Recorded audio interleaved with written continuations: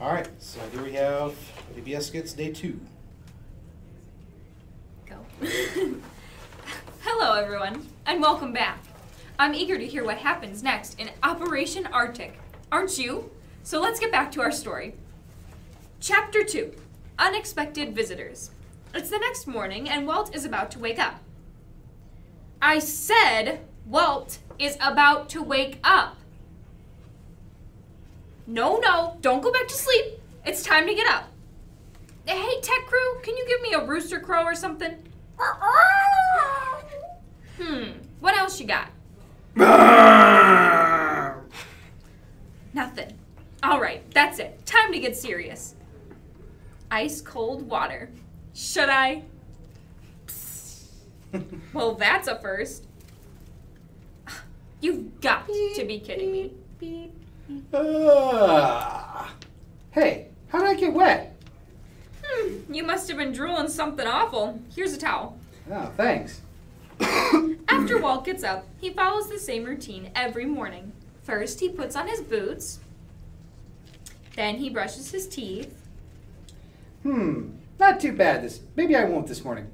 Then he brushes his teeth. Okay. Combs his hair. And makes his bed. Do I have to? Yes, you have to. Then he gets some breakfast. Let's see. What shall I have for breakfast today? Let's do moose jerky. Jerky? I was thinking pancakes. Sorry, no time for pancakes. Gotta keep things moving. All right. Then he reads a book as he eats his breakfast. But I've read all my books. Not your new one. New one? The one that Dusty brought yesterday.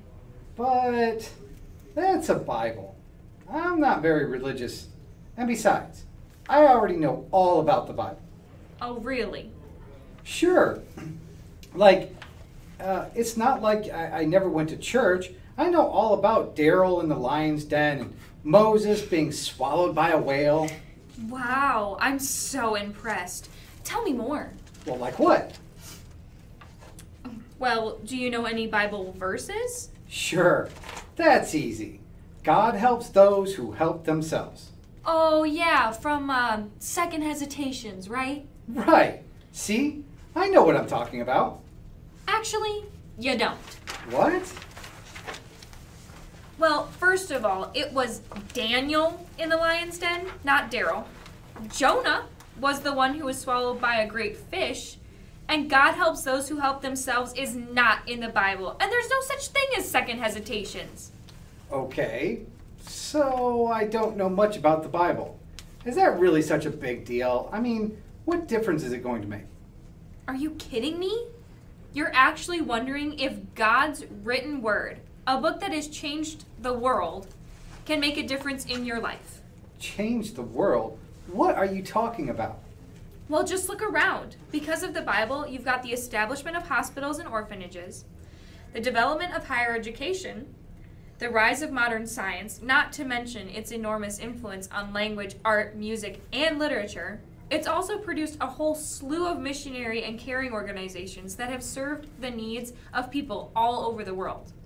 Wow, I had no idea. And did you know that the American system of government and many of our laws are based on principles from the Bible? In fact, the history of America and many other countries would be completely different if it wasn't for the Bible. Really? Yes, but more important than all of that is the fact that countless millions of people have found faith in God through the Bible and are now in heaven, or will be someday. So you see, like a light in the darkness, the Bible has made a huge difference.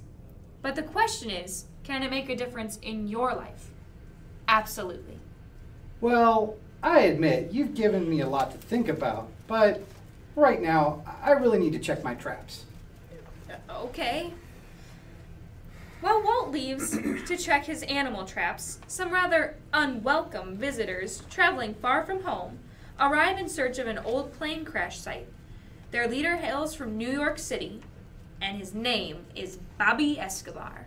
Hey, how you doing? And traveling with him are the infamous Tomato brothers, or siblings. Some people say tomato, but we don't like that. Say hello to Rico and Rosie. I'm Rico. She's Rosie. No, I'm Rosie, and he's Rico. I just said that. No, you didn't. Did so. Cut it out! Sorry, boss. It won't happen again. As the story goes, sometime during the winter of 1974, a small plane flying over northern Alaska went down in an epic snowstorm. Only 3 survived the crash, the pilot and 2 passengers, who quickly dug a hole and buried their cargo in the ground nearby. The pilot was never told what the cargo was, but figured that it must have been something of extreme value, like gold. Gold? Now that's what I'm talking about. Shh! Just trying to tell a story. Sadly, when a rescue team arrived, only the pilot had survived the freezing temperatures.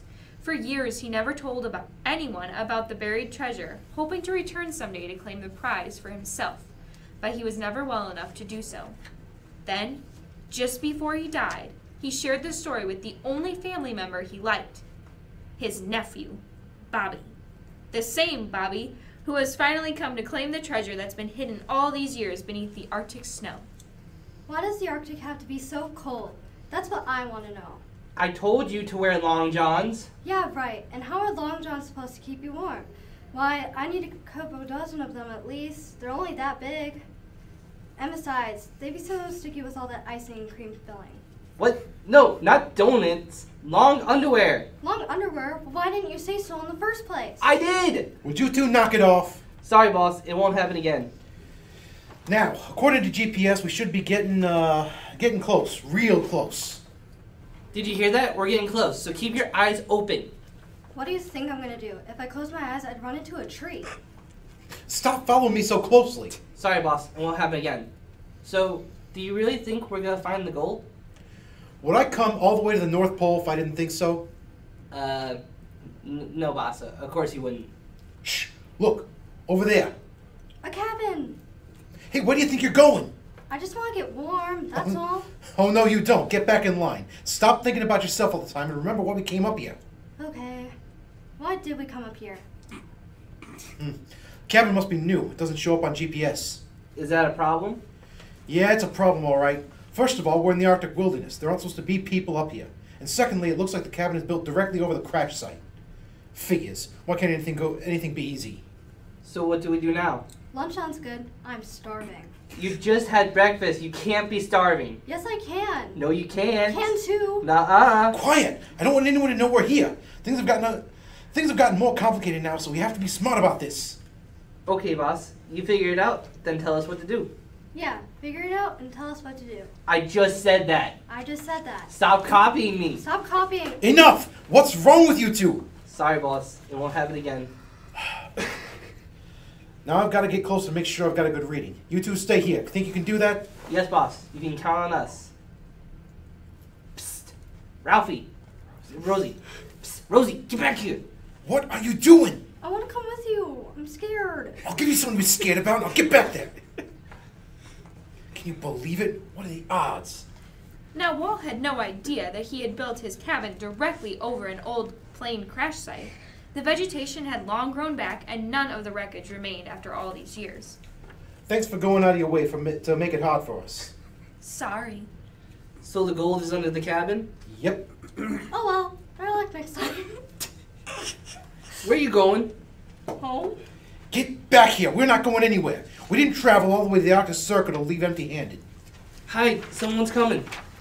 And that someone is Walt, who's returning to his cabin after checking all the animal traps he's set in various places. He often returns with a rabbit, a fox, or a beaver, but he didn't catch anything this time. Looks like some sort of a hermit to me. A hermit? What's that? Someone who lives alone and far away from everyone.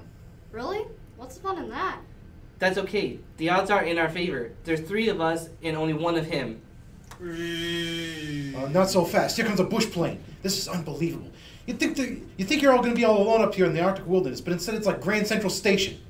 Remind me to make a reservation next time. Come on, we'll set up camp and come back later. Hey, can we have s'mores tonight? S'mores? I'd rather have popcorn. S'mores are better than popcorn. No, they're not. Yes, they are. Quiet! Good grief, what was I thinking when I decided to bring you two along?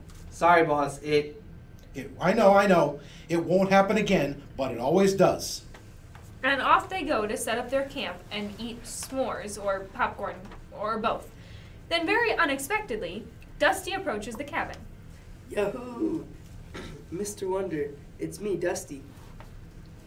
Dusty, what are you doing here? I just found a piece of mail addressed to you.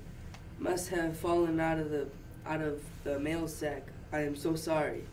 Oh, well, you didn't need to fly all the way up here just for that. You could have waited until your next delivery. No, you see, it was postmarked over a month ago. That's why I had to come immediately. I just hope it's not too late. Oh, I'm sure it's fine. Wonder who it's from. Can't make out the return address. Yeah, the envelope got a little messed up. Sorry about that. We had a little scuffle with a polar bear. A polar bear? Really? Oh yeah, but nothing serious. Could have been a lot worse. A couple weeks ago, a grizzly ripped the side off of one of our planes like it was tinfoil. Wow. I know, never a dull moment, and I love it. Well, I'll let you read your letter. Gotta go to Fairbanks before lunch. Okay, Dusty. Be careful. I always am. And thank you. Oh, you're welcome. So as Dusty returns to his bush plane, Walt returns to the warmth of his cabin to read his letter. Living in the wilderness, he doesn't receive much mail, so when he does, he wastes no time opening it. This is interesting. What? Oh no.